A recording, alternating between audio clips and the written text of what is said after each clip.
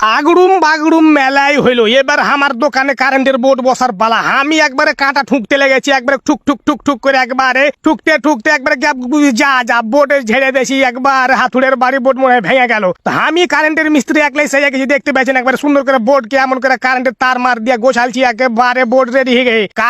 Current দিয়ে একবারে board আমার দোকানকে একবারে ঝালাফালা করে দেবো, বুঝতে পারেন? জ্বলবে, খালি ঝলকিবে। রং করেছি ভাই সাদা রং, দোকান একবারে এমনি ঝলকিবে। এবার আমি ওষুধ সাজাচ্ছি, গোটা দোকানে একবারে ওষুধ সাজিয়ে একবারে ভূতা ভূতা লাগিয়ে দিব। যত ওষুধ ছিল মনে করেন যে আমার বাড়িতে শালাকে সব সাজাবো।